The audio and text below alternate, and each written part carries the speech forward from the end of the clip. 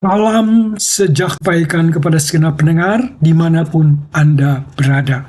Kiranya saudara semua berada dalam keadaan sehat dan dalam pemeliharaan serta perlindungan Tuhan senantiasa.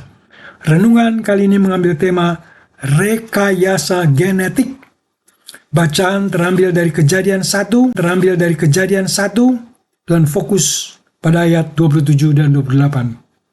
Saudara-saudara yang kekasih dalam Kristus, dalam hidup sehari-hari, barangkali Anda pernah mendengar ada jagung organik dan ada jagung transgenik. Jagung adalah jagung yang dibudidayakan tanpa menggunakan bahan kimia sintetik seperti pestisida dan pupuk buatan, sedangkan jagung transgenik adalah jagung yang disisipi gen asing dari makhluk hidup atau non-makhluk hidup untuk sifat tertentu seperti tahan hama, tahan penyakit, atau untuk kepentingan yang lain. Dengan rekayasa genetika di bidang pertanian, maka dapat diharapkan kebutuhan konsumsi makanan dunia dapat terpenuhi. Sebelum kita meneruskan pembicaraan mengenai rekayasa gen, mari kita menengok dulu kepada bacaan kita di Kejadian 1. Dalam iman Kristen, kita mempercayai dan mengakui bahwa Tuhan Allah lah seperti yang dikisahkan di Kejadian 1 dan 2. Dalam kisah penciptaan di Kejadian 1 dipaparkan kuasa Tuhan dalam menciptakan alam semesta sebagai lingkungan hidup. Kemudian diciptakan tanaman, tumbuhan, hewan, dan terakhir ciptaannya yang paling istimewa adalah manusia. Manusia menjadi makhluk ciptaan yang istimewa karena diciptakan menurut gambar dan rupa Allah. Artinya memiliki kualitas Allah seperti kesucian, kecerdasan, kemampuan lain untuk mengelola dan mengusahakan bumi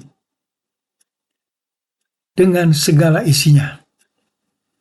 Kejatuhan manusia dalam dosa di Kejadian 3 menghilangkan kesucian, menghilangkan kemuliaan Allah, dan menghilangkan kemungkinan hidup selamanya.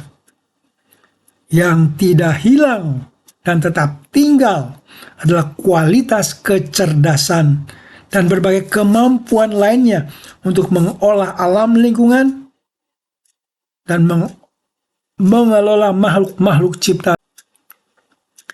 Dengan kecerdasannya dan penelitian di bidang ilmu biologi, para ilmuwan menemukan bahwa makhluk hidup ciptaan memiliki apa yang disebut molekul, sel, dan organ dalam sel-sel tertentu. Jadi tidak pada semua sel ada inti sel yang disebut genetik. Genetik atau gen adalah substansi pembawa materi genetik yang diwariskan dari induk, dari orang tua kepada keturunannya. Materi genetik tersebut meliputi DNA dan RNA yang terletak di dalam inti sel. Materi genetik terdapat pada tumbuhan, materi genetik terdapat pada hewan, materi genetik terdapat pada manusia.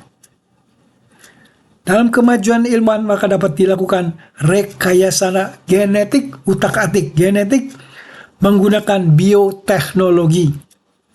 Rekayasa ini dapat dikenakan pada tumbuhan, pada hewan, dan pada manusia. Dalam pendahuluan telah kita singgung tentang jagung transgenik. Itu adalah salah satu contoh rekayasa genetik di bidang tumbuh-tumbuhan, di bidang tanaman. Masih banyak lagi jenis-jenis yang lain rekayasa genetik di bidang tumbuhan, di bidang tanaman untuk yang menghasilkan lebih banyak lagi hasil sebagaimana yang diharapkan. Binatang pun mempunyai unsur genetik. Rekayasa genetik binatang pun dilakukan dari berbagai tujuan, termasuk untuk memproduksi obat, meningkatkan hasil, memperkuat daya tahan terhadap penyakit, dan sebagainya. Salah satu contoh binatang hasil rekayasa genetik adalah apa yang disebut dengan GIP, GIIGEEP,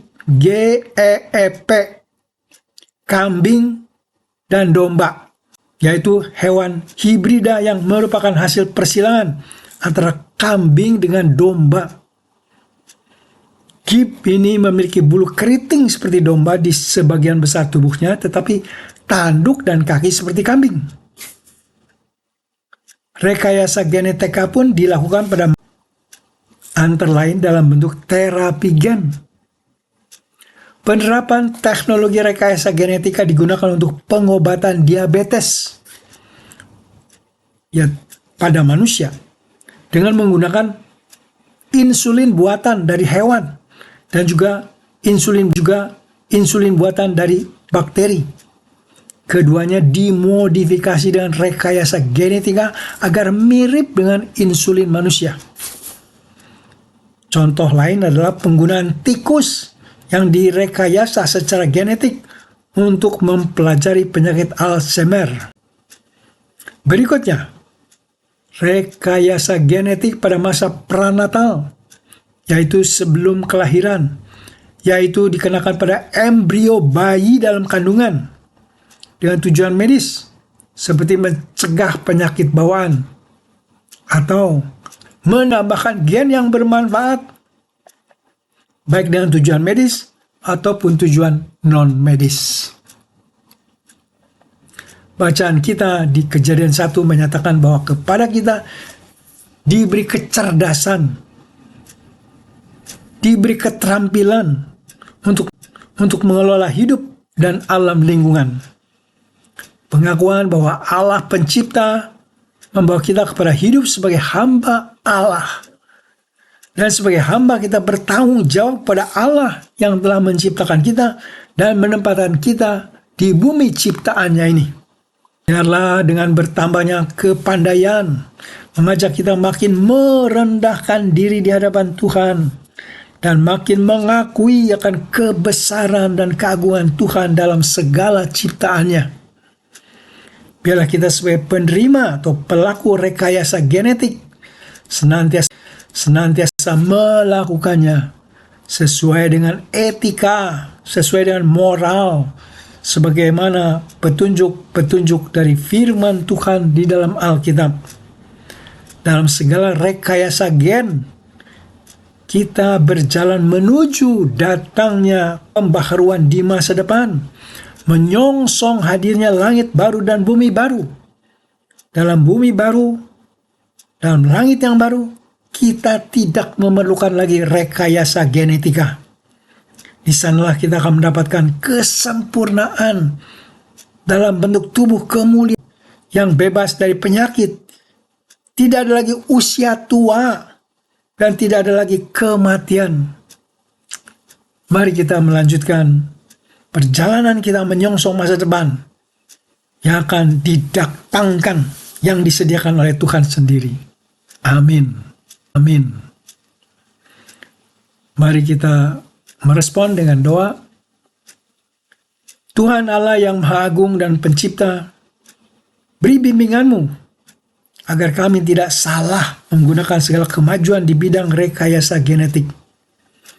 Dalam kesempatan ini, juga mau berdoa untuk saudara-saudara pendengar yang sedang sakit atau sedang dalam pencobaan. Berilah belas kasihan-Mu dan memberi kesembuhan kepada yang sakit dan memberi kemenangan bagi mereka yang dalam pencobaan. Bapa yang baik, dengar apalah doa kami dan kabulkan. Kami meminta dan memohonnya dalam nama Tuhan kami Yesus Kristus, Tuhan Juru Selamat kami yang hidup. Terima kasih Tuhan Bapa. Amin.